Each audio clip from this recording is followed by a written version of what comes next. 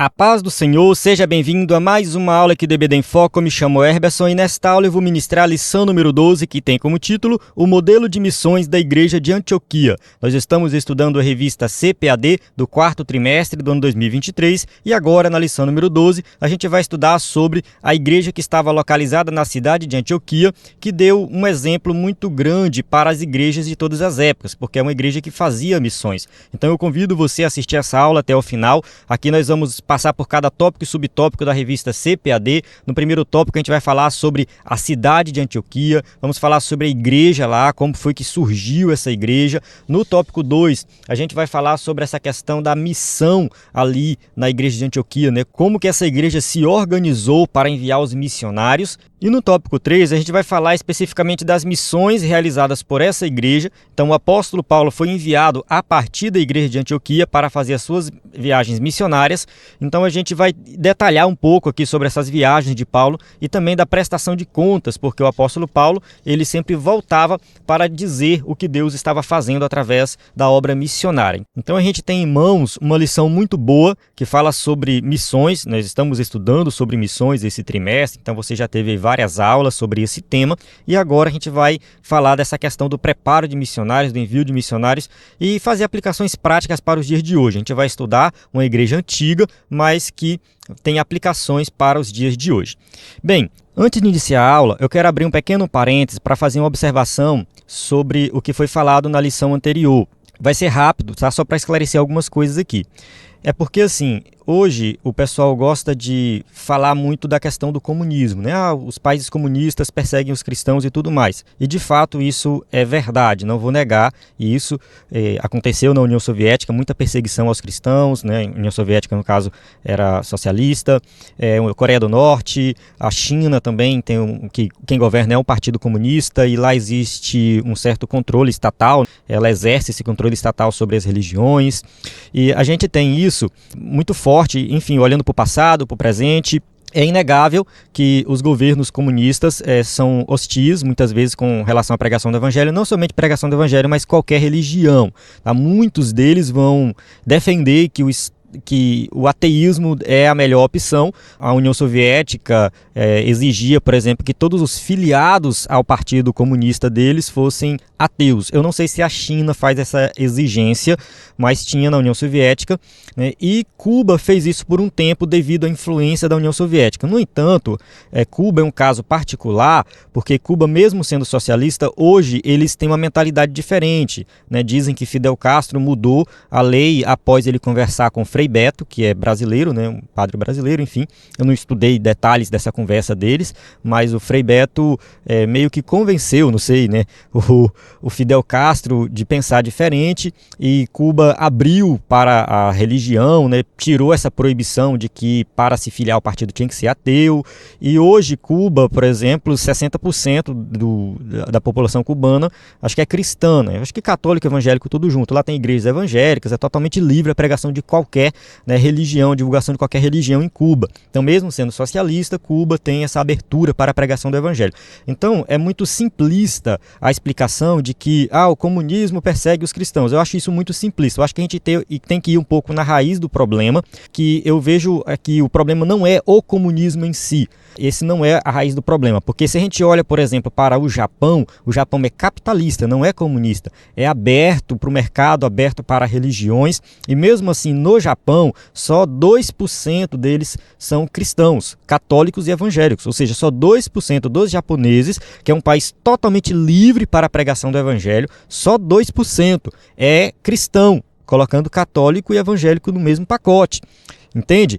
Então, assim, o problema é muito pior. Não é só o comunismo, tem muita coisa por trás aí. A ação demoníaca para evitar a pregação do evangelho, ela vem de várias formas diferentes. Se a gente for para a Europa, por exemplo, em alguns países europeus, que no passado eram majoritariamente evangélicos, hoje a maioria nem acredita em Deus. Então tem países europeus que a grande maioria da população não dá a mínima para a religião, não se importa com religião e nem sequer acredita em Deus. E muitas igrejas são fechadas, estão se transformando em bares, salões de festas, entende? Assim, são países capitalistas, livres para a pregação do evangelho, e o evangelho hoje tem dificuldade, entre aspas, né, colocação de dificuldade de se popularizar nesses países. A pregação do evangelho é muito complicada, é muito difícil. Então a perseguição ela vem de várias formas diferentes, de várias maneiras diferentes, e eu não gosto de achar um culpado só. Muita gente fala do islamismo, né? A gente falou do islamismo, muitos países muçulmanos são hostis com relação à pregação do evangelho. No entanto, a gente não pode colocar todos os muçulmanos dentro do mesmo pacote. Todos os muçulmanos são hostis com relação à pregação do evangelho. Não, é uma linha de interpretação deles. Então ali tem alguns mais radicais que vão impedir a divulgação de qualquer religião, não somente do cristianismo, mas de qualquer religião. Então a raiz do problema é muito mais profunda. Então eu particularmente evito essas simplificações, eu gosto de explicar em detalhes as coisas. Infelizmente eu estou sem tempo para gravar o vídeo de destaque e aí eu estou sem um espaço para fazer essa explicação mais profunda e detalhada de alguns temas mais polêmicos. Eu peço perdão por isso, só para deixar bem claro, né, quem acompanha o EBD em Foco sabe, eu gosto de explicar em detalhes, gosto de ir na raiz do problema. A perseguição religiosa é um problema sério, a gente precisa tratar desse tema, a gente precisa abordar da forma correta, amém? Então vamos para a lição número 12 aqui. Peço perdão aí por ter tirado um pouco o foco da lição 12, né, e lembrar da lição anterior, mas enfim, a gente tem que saber que é uma continuação e vale a pena sempre a gente fazer uma revisão da lição anterior. Eu até recomendo você que é professor da EBD, sempre que vai começar uma nova lição, tenta lembrar o que foi estudado na lição anterior para que os seus alunos, né, possam entender que é uma continuação. Vamos lá. Como eu tomei um tempo aqui falando sobre a lição anterior, eu vou avançar aqui as propagandas, tá? Só lembrando que no EBD em Foco você acessa esse slide, né, para aí usar na sua igreja. Vamos lá. Tá? Na descrição do vídeo tem tudo que você precisa saber do conteúdo do EBD em Foco. Texto áureo diz assim: E servindo eles ao Senhor e jejuando, disse o Espírito Santo: Apartai-me a Barnabé e a Saulo para a obra que os tenho chamado. Atos capítulo 13, versículo 2. A gente vai detalhar esse versículo durante a aula. Verdade prática, a ação do Espírito Santo é a garantia do sucesso de toda a obra missionária. Então a gente sabe que só existe pregação do Evangelho se o Espírito Santo estiver envolvido. Nós temos que contar com a ajuda do Espírito Santo. É Ele que vai nos guiar, é Ele que vai separar os missionários, é Ele que vai conduzir a pregação da palavra de Deus. A mensagem é levada através de uma ação sobrenatural do Espírito Santo. Eu recomendo você ler todo o capítulo 13. Você vai observar que Barnabé e Paulo, ao chegar na cidade para pregar, eles começavam a pregar para judeus, depois chegavam os gentios, e ali acontecia algumas coisas que a ação sobrenatural do Espírito Santo se manifestava. Então, logo no início ali, tem um camarada, né, que está impedindo a pregação do evangelho. Ali Paulo está pregando e ele está lá atrapalhando e ele fica cego, tá? Através de algo sobrenatural, da palavra de Paulo. Paulo fala para ele algo sério ali, ele fica cego, ele fica sem enxergar mesmo. Então, a gente vê que o Espírito Santo está acompanhando os missionários. A leitura bíblica em classe se encontra em Atos 11, de 19 a 26 e 13, de 1 a 5. Essa passagem que eu citei agora, né, que é no capítulo 13, tá? Depois do versículo 5, quando Paulo começa a já chegar numa cidade específica para pregar o evangelho. Então, essa passagem vai ser explorada durante a aula. Vou avançar aqui para a gente ganhar tempo no vídeo. Introdução. Nesta lição, estudaremos a respeito da primeira igreja cristã formada por gentios, a igreja de Antioquia. Então, assim, essa igreja, ela surgiu, ela foi formada ali por não-judeus. Isso aqui é algo que deve ser destacado, porque no início da igreja, os primeiros convertidos eram judeus. Então a igreja surgiu dentro do contexto da nação de Israel, com o povo que acreditava no Messias ali do Antigo Testamento, e sempre a pregação ia nesse sentido. Vocês são um povo de Deus, escolhido por Deus, e Deus prometeu o Messias, esse Messias veio, então vocês devem crer nesse Messias. Então a pregação era nesse sentido. Então os primeiros convertidos se convertiam porque eles ouviu uma mensagem baseada no Antigo Testamento. Agora, os gentios não. A pregação era diferente, a abordagem era diferente. Então, realmente, uma igreja formada por gentios é algo que deve ser destacado.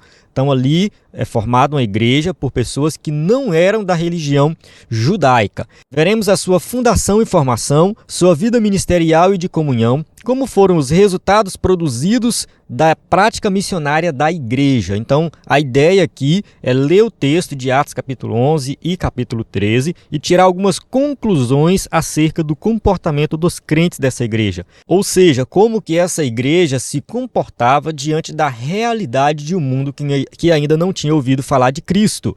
Tá? Esse mundo perdido no pecado, mas que precisa ouvir o evangelho. Então essa igreja tinha um posicionamento muito importante, né, que era enviar missionários. Teremos, portanto, uma mostra clara de que nessa igreja havia uma dinâmica simples, porém profunda. Jejum e oração para pedir orientação ao Espírito Santo. Jejum e oração para executar a orientação do Espírito Santo, fazer missões. Uma prática missionária na dependência do Espírito Santo. Então a igreja precisa se voltar para a oração e para o jejum.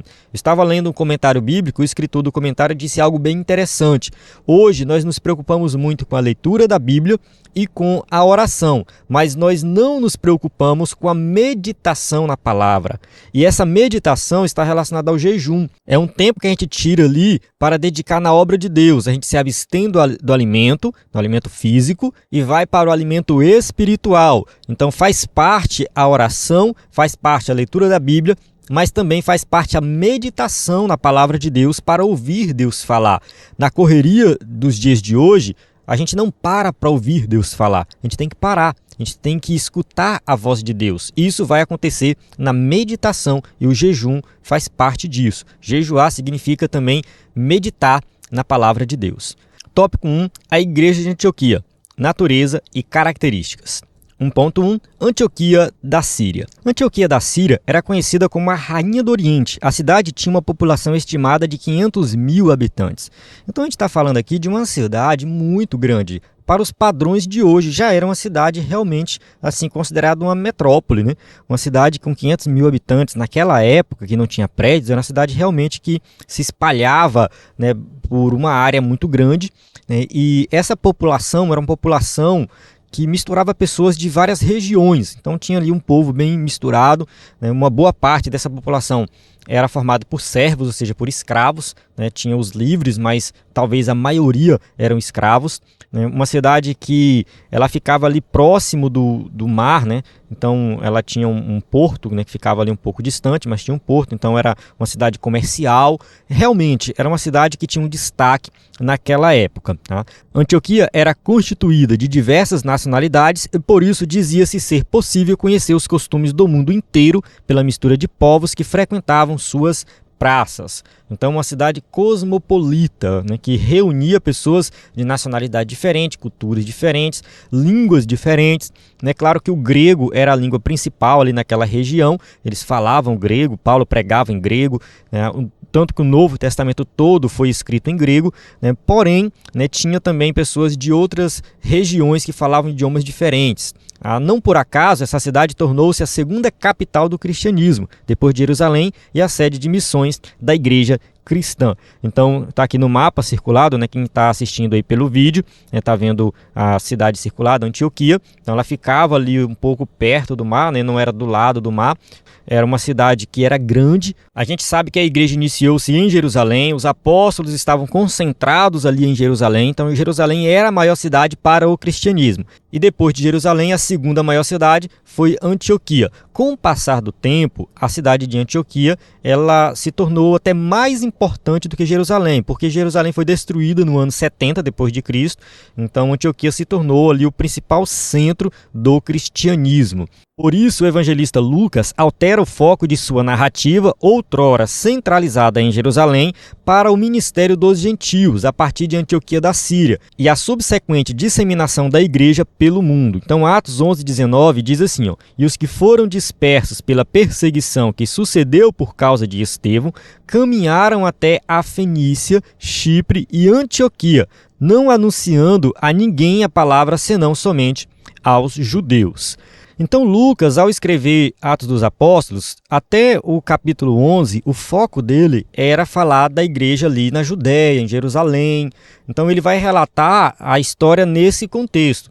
A partir do capítulo 11, quando chega principalmente no capítulo 13, que a narrativa começa a se voltar para outras regiões, focada ali no ministério do apóstolo Paulo. Então Lucas faz essa separação, né? Começa em Jerusalém e se espalha até os confins da terra, então ele vai seguir essa sequência lógica, né? E mais na frente a gente vai falar da questão da perseguição que aconteceu na Judéia, né? Mas já que está aqui no versículo 11 e 19, né? E os que foram dispersos pela perseguição que sucedeu por causa de Estevão, ou seja, após a morte de Estevão, os crentes se espalharam pela região, então eles foram dispersos, né? E começaram a pregar em outros lugares além de Jerusalém. Outro sim, não se deve confundir essa cidade com Antioquia da Pisídia, ou Pisídia, né? Mencionada em Atos 13:14. Então, a gente tem uma outra cidade chamada de Antioquia, que é essa Antioquia da Pisídia. Então, assim, são duas cidades diferentes. Que a gente está estudando, essa que fica aqui do lado direito, que é Antioquia da Síria. Tópico 1.2, a igreja em Antioquia. Após a perseguição que sucedeu por causa da morte de Estevão, que fez os membros da igreja de Jerusalém se dispersarem para a Judéia e Samaria, o Espírito Santo dirigiu os passos dos primeiros cristãos dispersos para os confins da terra, chegando, portanto, a Antioquia da Síria. Então a gente tem a igreja concentrada primeiro em Jerusalém, depois sai para regiões fora de Jerusalém, ali na Judéia, foram para Samaria, que é o caso de Filipe, que prega em Atos capítulo 8, ali em Samaria, e depois a igreja se espalha para fora das regiões de Israel e começa a se espalhar por todo o Império Romano, chegando, né, primeiro ali em Antioquia da Síria. O texto de Atos 11, 22 e 23 diz assim, e chegou a fama destas coisas aos ouvidos da igreja que estava em Jerusalém, e enviaram Barnabé até Antioquia, o qual, quando chegou e viu a graça de Deus, se alegrou e exortou a todos a que, com firmeza de coração, permanecessem no Senhor. Então Barnabé é enviado de Jerusalém para ver como que estava essa igreja nova em Antioquia, formada por gentios principalmente, e ele chega lá e encontra realmente uma igreja que era cheia da graça de Deus. Ele se alegra, exorta, ensina, ele fica um tempo ali naquela cidade, né? Então, nessa cidade, após uma série de conversões, ocorreu a fundação da primeira igreja gentile. Atos 11, 26 diz assim, e sucedeu que todo um ano se reuniram naquela igreja e ensinaram muita gente. Em Antioquia foram os discípulos pela primeira vez chamados de cristãos. Então a gente pode destacar algumas coisas aqui. Primeiro, aqui nessa passagem, Paulo já está lá. Então Barnabé e Paulo ficam um ano nessa cidade ensinando o povo, um ano pregando o evangelho. E foi ali naquela cidade que eles foram chamados de cristãos, ou seja, os seguidores de Cristo. Muito provavelmente, pessoas de fora chamavam eles de cristãos. Não foram os próprios crentes que deram esse nome, mas quem não era crente, que viu o pessoal seguindo a Cristo, falou, lá vai os cristãos. Então essa igreja tornou-se o centro da obra missionária de Paulo, o apóstolo dos gentios. Então o apóstolo Paulo não era um apóstolo independente que saía por aí pregando o evangelho, né, sem a bênção da igreja. Não, ele congregava na igreja de Antioquia.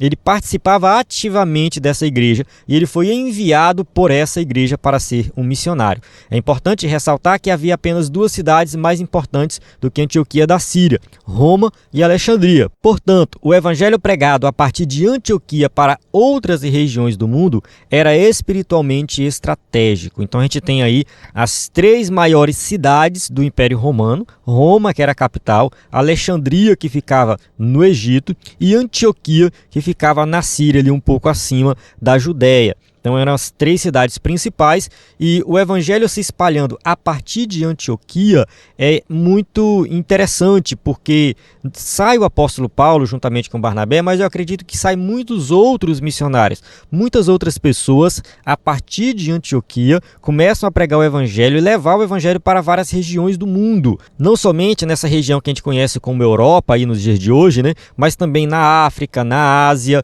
Então Antioquia envia missionários para várias regiões do mundo. Apesar de nós não termos detalhes disso no livro de Atos dos Apóstolos, fica subentendido isso aí, porque realmente a igreja se espalha por várias regiões que não está registrado em Atos, mas está registrado em outros documentos.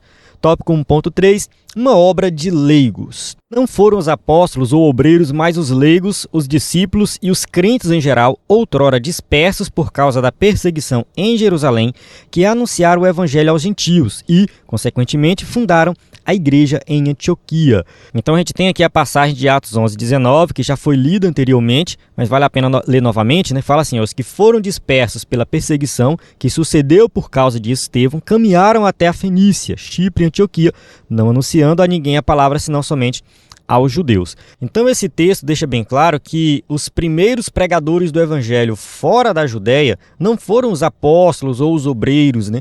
Foram pessoas comuns, crentes comuns, pessoas que seguiam Jesus, que conheceram Jesus, que estavam ali no dia de Pentecostes, ou que se converteram após o Pentecostes devido à perseguição. Eles foram pregar em várias outras regiões. Por causa do anúncio do evangelho, a mão do Senhor estava sobre os crentes dispersos em Antioquia, o que fez com que muita gente se convertesse a Cristo. Então isso aqui foi uma obra do Espírito Santo para que o evangelho chegasse a outras regiões. Essa notícia chegou a Jerusalém a ponto de os apóstolos enviarem Barnabé para verificar de perto o que estava acontecendo. Então, assim, os apóstolos que ficaram em Jerusalém no comando da igreja se preocuparam em dar apoio para as novas igrejas que estavam sendo fundadas em outras cidades. Então, Barnabé foi enviado para ver o que estava acontecendo em Antioquia, né? Barnabé viajou mais de 400 quilômetros de Jerusalém até Antioquia. Então, tem uma viagem longa e ele faz essa viagem para verificar o que estava acontecendo. A gente não sabe quanto tempo se passou, assim, do momento que o pessoal saiu de Jerusalém até iniciar a igreja em Antioquia, até estabelecer bem essa igreja. Barnabé ia até lá, voltar para Jerusalém para dizer como que estava a igreja lá em Antioquia. A gente não sabe quanto tempo. Lucas, ao escrever Atos dos Apóstolos, não se detém aí com esses detalhes, né? Ele se preocupa em mostrar o que aconteceu. Então pode ser que passou meses, pode ser que passou anos também. Bem, vamos lá. Ao chegar à cidade, ele se alegrou ao constatar que a graça de Deus havia alcançado muita gente e exortou a todos que permanecessem firmes no Senhor. Então Barnabé vai até lá, fica nessa igreja por um tempo, ensina nessa igreja, realmente ele participa ativamente da igreja. Então nessa oportunidade, pela primeira vez, os discípulos da igreja em Antioquia foram chamados de cristãos, Atos 11:26, que a gente já leu anteriormente. Então lá, pela primeira vez, eles foram chamados de seguidores de Cristo, né, cristãos.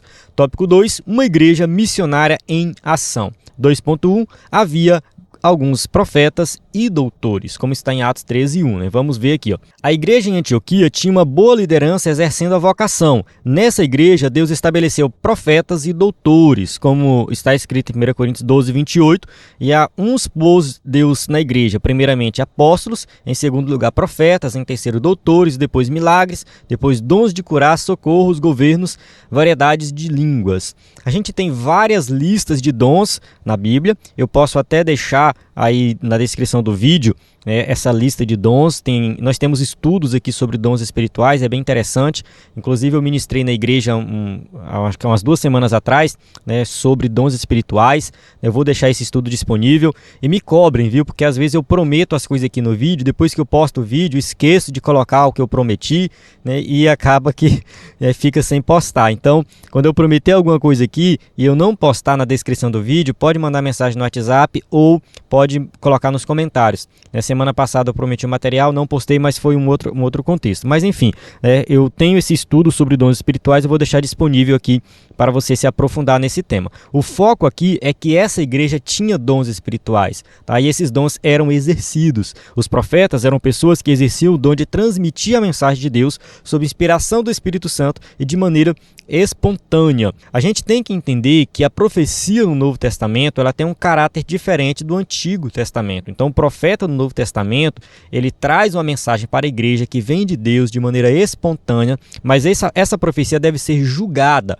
O próprio apóstolo Paulo fala isso várias vezes, né, que nós temos que julgar as profecias. Isso não acontecia no Antigo Testamento. O profeta do Antigo Testamento, a palavra dele era a palavra de Deus e não deveria ser questionada. No entanto, no Novo Testamento a gente já tem um outro contexto. Então o profeta era alguém que estava ali conectado com Deus para trazer uma mensagem, e essa mensagem mensagem tinha que ter assim, uma relevância para a igreja, tinha que ser uma mensagem verdadeira e ela era julgada pela igreja. Então, um profetizava e a igreja, o restante que não profetizava, fazia o julgamento dessa profecia, analisava essa profecia para saber se realmente ela era de Deus e deveria ser seguida. Os doutores ou mestres eram cheios do Espírito Santo e ensinavam a palavra de Deus com autoridade e sabedoria do alto. Não eram, portanto, homens orgulhosos e cheios de sabedoria meramente humana. Então aqui a gente já tem um outro grupo de pessoas que atuavam na igreja ensinando a palavra. Não eram os profetas que traziam a mensagem espontânea, mas era um ensinamento sistemático, muitas vezes vinculado ao Antigo Testamento,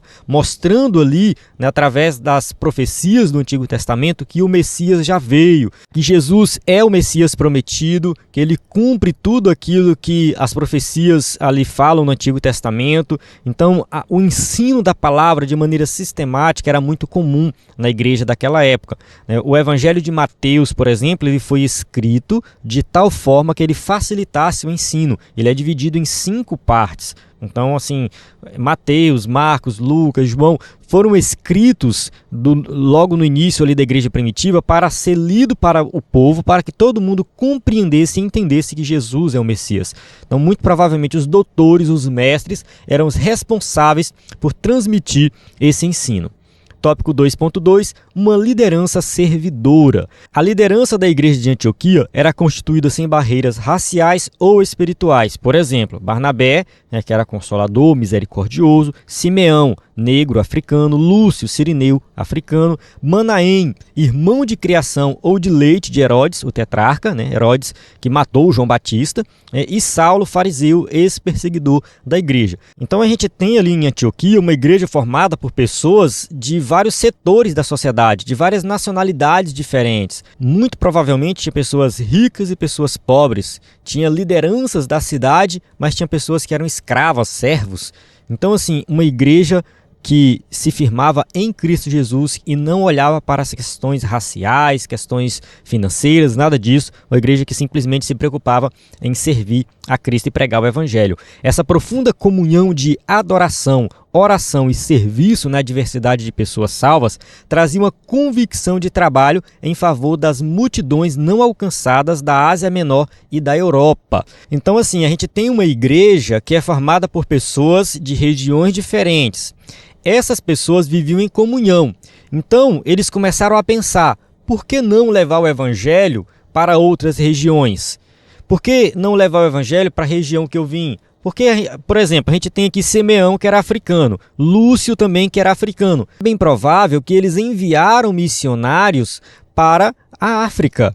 A gente tem Manaém, que era irmão de Herodes, uma pessoa super cruel. Mas Manaém se converteu, teve um destino totalmente diferente do seu irmão. Manaém, muito provavelmente, não era uma pessoa rica, não tinha poder político. A sua conversão deve ter excluído ele da família, mas ele continuava firme em Cristo e pregava o Evangelho. A gente tem Saulo, no caso, que a gente já conhece, que é Paulo, que foi fariseu, perseguidor da igreja, mas se converteu. Então, assim, a gente tem ali uma igreja formada por pessoas diversas. E essa diversidade levou essa igreja a pregar o Evangelho para pessoas que ainda não tinham sido alcançadas. Tópico 2.3, apartai-me a Barnabé e a Saulo. Nesse ambiente de sensibilidade espiritual, o Espírito Santo ordenou que separassem Barnabé e Saulo. Em seguida, eles foram enviados para o campo. É assim, Paulo, ao se converter, foi para a Arábia, para uma outra região, passou um tempo lá, a gente tem essa informação lá em Gálatas, Paulo conta um pouco da sua história.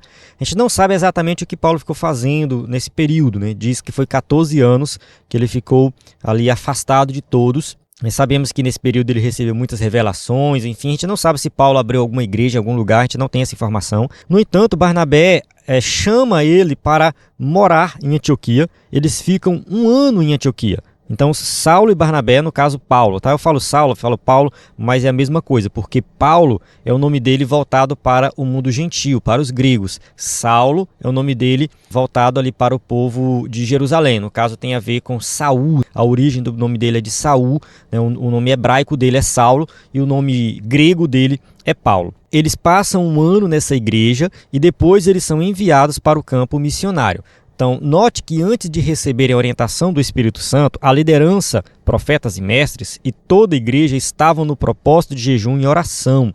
Então, Atos capítulo 13, versículo 2 diz assim, e servindo eles ao Senhor e jejuando, disse o Espírito Santo, apartai-me a Barnabé e a Saulo para a obra a que os tenho chamado. Então, eles foram enviados debaixo de jejum e oração. O Espírito Santo que revelou isso. Então, não foi Paulo que quis ser um missionário. Não, ele estava cumprindo um chamado. Ele foi chamado pelo Espírito Santo para ser um missionário. Após receberem a orientação do Espírito e antes de enviarem Barnabé e Saulo ao campo missionário, profetas, mestres e toda a igreja continuavam jejuando e orando. Atos capítulo 13, versículo 3. Então, jejuando e orando, e pondo sobre ele as mãos, os despediram. Então, eles foram fazer a obra missionária, mas a igreja que enviou eles deu todo o suporte. A gente já estudou isso em lições anteriores. Então a igreja orava por eles, a igreja dava suporte, se preocupava com esses missionários que tinham sido enviados. A lição aqui é muito clara. Na obra missionária e em qualquer projeto na obra de Deus, devemos entrar num propósito de jejum e oração para receber a orientação do Espírito, bem como para executar a orientação do Espírito. Sem dúvida, essa era a base do sucesso missionário da igreja em Antioquia. Então a igreja teve sucesso porque estava debaixo de jejum e oração. A igreja que se preocupava, com a vida espiritual dos missionários. Tópico 3, o serviço de missões. 3.1, o início das missões cristãs. A narrativa de Lucas, que denominamos de primeira viagem missionária de Paulo, começa em Antioquia com a escolha de Barnabé e Paulo pelo Espírito Santo para uma obra especial. Barnabé e Paulo foram enviados a partir de Antioquia e passaram em várias cidades. Então, se você estiver assistindo aí a aula pelo vídeo, vai ver aqui as cidades que eles passam, vai passando nessas cidades, pregando nessas cidades, fundando igrejas. Então, a gente tem aqui essa primeira viagem missionária. Então, Paulo faz 3 viagens missionárias, essa é a primeira. É bem interessante que ele faz essa primeira abrindo igrejas, depois ele faz uma segunda visitando igrejas que ele já passou e abrindo novas igrejas. Então, Paulo dava essa assistência para as igrejas que ele ia fundando. João Marcos, autor do evangelho que leva o seu nome, permaneceu em Jerusalém até ser levado para Antioquia por Barnabé, seu primo, e Paulo, que regressavam de uma missão de socorro a Jerusalém, Atos 12, 25. E Barnabé e Saulo, havendo terminado aquele serviço, voltaram de Jerusalém, levando também consigo a João, que tinha por sobrenome Marcos. Então essa passagem aqui é só para mostrar que João Marcos também estava em Antioquia e também foi na viagem missionária. É o que nós temos aqui, Quando partiram para Chipre, na sua primeira viagem missionária, levaram João Marcos em sua companhia. Porém, ao chegarem a Perge, na Ásia Menor, Marcos os deixou e regressou para Jerusalém. Então João Marcos foi um tempo com eles, mas depois voltou para Jerusalém. Bem, vamos lá, continuando aqui. 3.2, roteiro da viagem e atividades missionárias. Nos capítulos 13 e 14 de Atos, encontramos diversas localidades onde a atividade deles foi desenvolvida. Primeiro, eles foram para Chipre, que é uma ilha que fica ali no mar Mediterrâneo. Se você estiver assistindo pelo vídeo, vai ver aí esse mapa, tá? Lá eles passaram em 2 cidades, depois eles foram para Pisídia, missões em Antioquia, na Pisídia, missões em Icônio, Listra, Derbe, e enfim, passou em vários lugares novos, pregando o evangelho, fundando igrejas, até voltarem a Antioquia da Síria em Atos 14, 27. Então a gente tem aqui o roteiro dessa primeira viagem missionária, que é bem interessante. Recomendo você ler, você estudar. Quem sabe você pode até ministrar na sua igreja um pouco desse roteiro, dessa viagem missionária, falar da pregação de Paulo nessas cidades, o que aconteceu, como que o Espírito Santo agiu. Isso aqui dá uma pregação ou várias pregações, várias mensagens aí para a igreja, Se você quiser realmente se aprofundar nesse tema, você pode passar também alguma atividade para os seus alunos, mas eu acho que aqui fica uma lição muito importante, que é assim: toda cidade que eles passavam, eles se preocupavam em saber se tinha uma igreja, se não tinha, eles iam fundar uma igreja. E nos dias de hoje, nós temos que pensar da mesma maneira. A gente pode procurar lugares que ainda não tem uma igreja aberta, e isso vale para a cidade que você está morando. Eu fico impressionado com algumas coisas, que às vezes a gente chega numa rua e tem 3 igrejas, uma do lado da outra. Assim, é claro que são denominações diferentes ali, Então, tem uma Assembleia de Deus, tem uma Deus é Amor. Mas por que não abriram uma igreja em um outro bairro? Por que não foram para um bairro que ainda não tem uma congregação? Por que não foram para um local que talvez assim é de difícil acesso? Então eu acho que a igreja hoje ela tem que ter essa preocupação. O templo central, que quer abrir uma nova congregação, procure abrir uma nova congregação onde ainda não tem ninguém, que não tem nenhuma igreja, que ali vocês vão fazer um trabalho diferenciado. É mais desafiador? Sim, é mais desafiador. Porém, eu acho que é essa lição que nós temos das viagens missionárias de Paulo. Para algumas igrejas é muito mais fácil abrir do lado da outra, porque ali você vai pescar no aquário do outro. Então começa a querer fazer algo diferente, uma campanha, tal, aquele negócio todo. E aí, realmente, alguns membros saem de uma igreja e vai para outra com muita facilidade. Então é muito mais fácil iniciar uma igreja onde você já tem uma quantidade de membros do que iniciar uma igreja em um local que não tem ninguém, não tem nenhum crente. Mas a obra missionária é isso, procurar lugares onde Cristo não foi anunciado e iniciar ali um trabalho, formar uma comunidade, pode ser na casa de um irmão e depois vai crescendo e vai desenvolvendo, constrói um templo. É assim que tem que ser feito. Eu acho que também a gente às vezes perde muito tempo, vamos construir uma igreja, vamos arrecadar dinheiro e tal, sendo que pode iniciar um trabalho missionário na casa de alguém, pode iniciar um trabalho missionário em um galpão simples. Não precisa você ter um templo com ar-condicionado, cadeiras fofinhas. Não, você pode iniciar da maneira mais simples possível. O mais importante é pregar o evangelho para que almas se convertam. Basicamente, nessas regiões, a obra missionária foi caracterizada por uma variedade de estratégias de evangelização, visitas a cidades e países em que o evangelho não havia chegado, perseguição e oposição ao evangelho, batismo no Espírito Santo, separação de líderes para igrejas plantadas, contatos e revisões das igrejas plantadas e muitas outras atividades missionárias. Então aqui a gente tem uma lista de coisas que acontecia ali.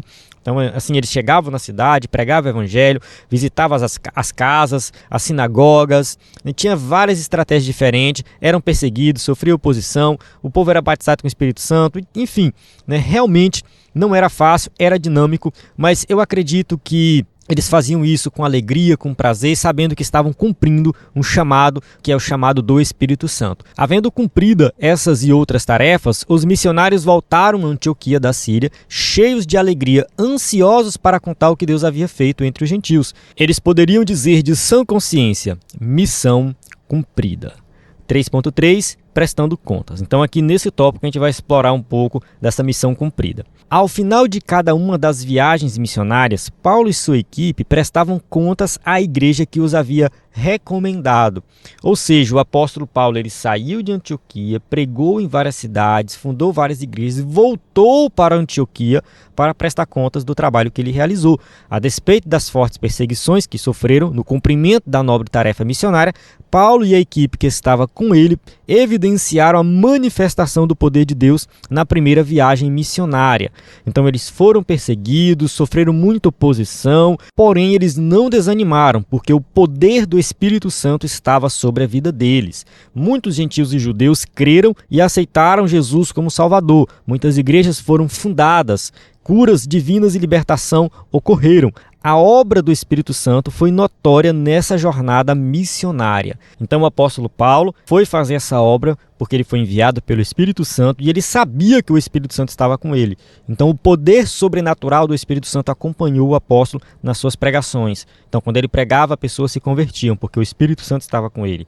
As pessoas eram curadas de suas doenças, porque o Espírito Santo estava com ele. As pessoas eram libertadas da escravidão de Satanás, porque o Espírito Santo estava com ele. Assim, o grande legado missionário deixado pela igreja de Antioquia foi a porta da fé que Deus abriu aos gentios. Então, Atos 14, 27. E quando chegaram e reuniram a igreja, relataram quão grandes coisas Deus fizera por eles e como abrira aos gentios a porta da fé. É muito importante esse versículo porque nos dias de hoje a gente tem acesso instantâneo a tudo que está acontecendo no mundo. A gente tem celular, com internet, e WhatsApp, YouTube, as redes sociais de maneira geral.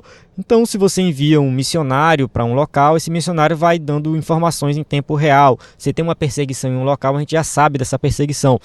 Porém, naquela época não era assim. É muito importante a gente transportar a nossa mente para aquela época, porque eles enviavam o missionário passava ali talvez anos, no caso Paulo, né, passou anos aí, a gente não sabe quanto tempo, pelo menos eu não me lembro agora se o texto de Atos diz quanto tempo durou essa primeira viagem, mas com certeza ela durou mais de um ano, e eles recebiam informações através de cartas, né, claro, eles iam sendo atualizados ali com as cartas, mas demorava a chegar uma carta, e era bem complicado mesmo ter essa informação do que estava acontecendo, o que Deus estava fazendo. Então era muito importante esse relatório, né, que Paulo trazia depois e apresentava para os irmãos ali da igreja. Aqui aprendemos algumas lições preciosas. Primeira, a ideia missionários independentes que respondem somente ao Senhor não é bíblica. O apóstolo Paulo não deixava de relatar a atividade missionária à sua igreja de origem. Então tem muitos por aí que dizem ser missionários, mas não foram enviados por nenhuma igreja, não presta contas a nenhuma igreja, simplesmente sai de maneira independente, não sou um missionário. Tem que ter muito cuidado com isso. De vez em quando bate na porta das igrejas por aí essas pessoas, não porque eu sou um missionário e tal, e aí a gente dá a oportunidade e essa pessoa sobe no púlpito e fala um monte de heresia. Então tem que ter muito cuidado, o missionário ele tem que ter uma igreja que enviou ele presta contas para essa igreja, e a gente precisa saber, né, realmente comprovar isso, tá? Tem que saber comprovar. Tá? Segunda, teremos oposição e obstáculos na obra missionária, mas também teremos resultados que glorificarão o Senhor que nos chamou. Então a obra missionária é uma obra que é difícil fazer, realmente tem muita perseguição, muita dificuldade, não é fácil. No entanto, vidas são libertas, pessoas que estavam caminhando para o inferno não vão mais para o inferno, vão para o céu. Então, assim, se uma única pessoa se converter diante de uma obra missionária, isso já valeu a pena, uma alma foi salva. Então a gente às vezes quer ver um resultado extraordinário e tal, aquela coisa toda. Não é assim que funciona. Às vezes só uma pessoa se converteu, mas ali já foi suficiente. Já valeu a pena todo aquele trabalho que teve para realizar aquela obra. Uma vez eu estava reclamando de uma classe de discipulado que eu montei, né, e essa classe foi algo muito bom, extraordinário, mas muitas pessoas se desviaram depois. Eu fiquei um pouco triste, né? E a minha esposa falou assim comigo, olha, não olha para esses que se desviaram, olha para aqueles que permaneceram. Se um tiver permanecido, já valeu a pena todo o trabalho. Então isso mudou um pouco a minha mentalidade em relação a isso, e eu já fiz muito trabalho assim, tipo pregar na rua, pegar caixa de som, colocar na rua. Cidade pequena do interior do Pará é comum isso acontecer, né? E muitas vezes a gente pregava e ninguém se convertia. Porém, eu entendo que ali o Espírito Santo já estava trabalhando na vida de algumas pessoas. E talvez a pessoa não se converteu no dia que eu preguei, mas ela pode ter se convertido 10 anos depois. 10 anos depois que eu preguei, ela se converteu, mas por causa daquela mensagem que foi plantada no coração dela na pregação. Então, a obra de Deus, muitas vezes, ela traz resultados que a gente não enxerga, que a gente não vê. Mas a glória é para Deus, a glória não é para nós. Nós que somos criaturas pecaminosas, né, falhas, a gente quer ver o resultado na hora, a gente quer, às vezes, se exaltar com o resultado. Mas não é para nós, é para Deus. A gente tem que pedir perdão desse nosso pecado, né? E entender que quando fazemos a obra de Deus é o Espírito Santo que vai trabalhar, é o Espírito Santo que vai tocar. Mesmo que você não veja um resultado instantâneo naquele momento, mas ali o Espírito Santo está trabalhando e o resultado vai vir. Você não recebe a glória, mas Deus recebe. Essa é a ideia. Amém? E finalmente, não esqueça de que na obra missionária, quem leva a preciosa semente andando e chorando, voltará sem dúvida com alegria, trazendo consigo seus molhos. Salmo 126, 6. Ou seja, se você lançou a semente, essa semente vai cair no solo fértil e ela vai brotar e você vai colher. Não se preocupe, é o Espírito Santo que está trabalhando. Chegamos na conclusão da nossa aula que diz assim: à luz desta lição, podemos afirmar que a igreja cristã cumpre o seu propósito quando a cultura de missões faz parte da sua rotina. Uma das provas de que o Espírito Santo age na igreja é o investimento em missões. Assim, é nossa a tarefa de evangelizar, participar dos projetos missionários de nossa igreja local, orar e jejuar por missões, contribuir e se colocar à disposição para ir ao encontro de quem precisa ouvir de Jesus. Quando o Espírito Santo encontra pessoas despojadas e sedentas por almas, ele as capacita com talentos e dons espirituais para que se lancem inteiramente na mais sublime missão, ganhar vidas para o reino de Deus. Então aqui na conclusão a gente vê assim que a igreja tem que ter essa preocupação missionária. Ela tem que ter essa preocupação assim de investir na obra, de separar missionários, porque talvez tenha ali alguém que tem vontade de pregar o evangelho, que tem vontade de fazer a obra, que tem vontade de ir até um local pregar e não tem apoio, não tem suporte, talvez o pastor nem sabe disso. Então, se a igreja começar a ter ações voltadas para a obra missionária, capacitação, cultos, oração, contribuição financeira, pode ser que ali saia alguém que fala, não, eu tenho vontade, eu tenho desejo, eu nunca tive oportunidade de fazer. Então, a gente tem que investir nesse sentido. Aqui no estado do Pará, a gente tem assim muitas cidades bem do interior mesmo, e dentro dessas cidades do interior tem o interior do interior do interior, que são vilas bem afastadas da cidade, isoladas, que tem uma igreja. E quem toma conta dessas igrejas? Muitas vezes são pessoas comuns, simples, que não estudaram teologia, que não têm uma formação. Seria bom se tivesse, mas não tiveram a oportunidade, às vezes mora numa cidade pequena, tem vontade de fazer a obra, se dedica, vai pregar na igreja, vai orar, o pastor vê o desempenho dele e fala, eu vou te consagrar, eu vou te levar para a convenção lá na capital, você vai ser consagrado a pastor e vai tomar de conta daquela igrejinha lá no interior. Ele fica feliz e alegre por isso, abandona trabalho, abandona tudo e vai tomar de conta dessa igrejinha. Às vezes viver com o mínimo possível, a igreja nem rende tanto a questão financeira, recebe um suporte da igreja que enviou, mas está lá fazendo a obra. Isso aqui é muito comum mesmo. Alguns amigos aqui de infância seguiram esse caminho. Estavam trabalhando e tal, mas gostavam de fazer a obra, foram consagrados para pastor e foram tomar de conta de uma congregação no interior, longe. E Deus tem abençoado, Deus tem honrado esse esforço deles e muitas almas foram alcançadas pela pregação do evangelho, por causa de pessoas simples, pessoas que estavam do meu lado, que eu vi crescer, que realmente tinha desejo, vontade de fazer a obra de Deus, e Deus deu essa oportunidade. Então, assim, para muitos que vão estudar essa lição, falar assim que é uma realidade muito distante, a minha igreja enviar missionário. Talvez não, irmão. Talvez a sua igreja pode enviar alguém para ir para um bairro que ainda não tem uma igreja, e ali ele já faz uma obra missionária. Amém? Bem, encerrando aqui a aula, a gente tem aqui as perguntas para quem vai usar o slide aí na igreja. Mais uma vez reforçando o nosso conteúdo no nosso site, ebedenfoco.com. Lá você vai encontrar slides em PowerPoint, vários bônus, cursos, sermões, conteúdo de qualidade para você ministrar uma aula de excelência na EBD. Inclusive o sermão que eu prometi sobre dons espirituais faz parte da nossa coleção de sermões, que tem mais de 70 sermões disponíveis. A paz do Senhor, até a próxima aula.